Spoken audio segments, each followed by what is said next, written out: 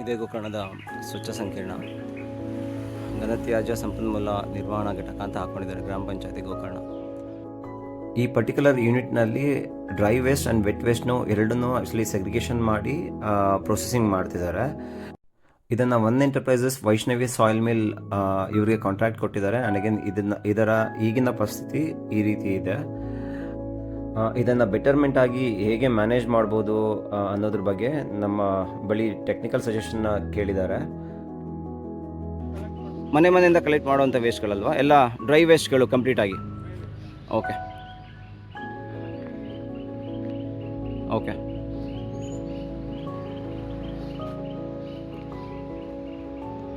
ಘಟಕದ ಈಗಿನ present situation actual ಆಗಿರೋಂಥದ್ದು.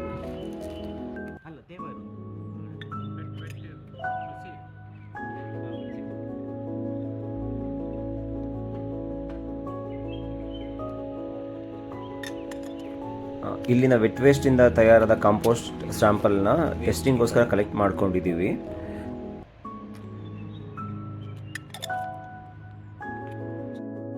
Gokarna panchayat revenue ವೈಸ್ನಲ್ಲಿ ಕರ್ನಾಟಕದಲ್ಲಿ ಅತಿ ಮುಖ್ಯ ಪಂಚಾಯಿತಿ ಆಗಿದೆ. ಇಲ್ಲಿನ ಮಹಾಬಲೇಶ್ವರ ದೇವಸ್ಥಾನ, ಟೂರಿಸಂ ಮತ್ತು ಫಿಶರಿ ಇಲ್ಲಿನ ಮುಖ್ಯ ರೆವಿನ್ಯೂ ಸೋರ್ಸ್ ಆಗಿದೆ.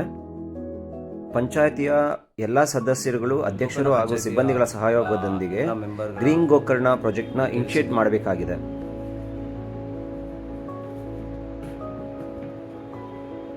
ಮೂವತ್ತ್ನಾಲ್ಕು ಜನ ಮೆಂಬರ್ಗಳಿದ್ದಾರೆ. ಸೊ ಒಂದು ತುಂಬ ಎಲ್ಲ ಒಳ್ಳೆ ಇನಿಷಿಯೇಷನ್ ತೊಗೊಂಡಿದ್ದೀರಾ ಆ್ಯಕ್ಚುಲಾಗಿ. ಇನ್ನೂ ಇದನ್ನು ಉತ್ತಮಗೊಳಿಸೋದಕ್ಕೆ ಏನಾದರೂ ನಿಮ್ಮ ಹತ್ರ ಪ್ಲಾನ್ ಇದೆಯಾ ಸರ್ ಆ್ಯಕ್ಚುಲಾಗಿ ಗೋಕರ್ಣನ?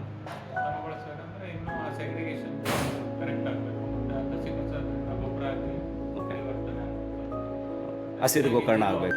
ಪ್ರವಾಸಿಗರು ಭಾಳ ಬರೋದ್ರಿಂದ ಅವರಿಗೂ ಮೇನ್ ಅರಿವು ಮೂಡಿಸ್ಬೇಕಾಗ್ತದೆ ಸ್ವಚ್ಛತೆ ಬಗ್ಗೆ.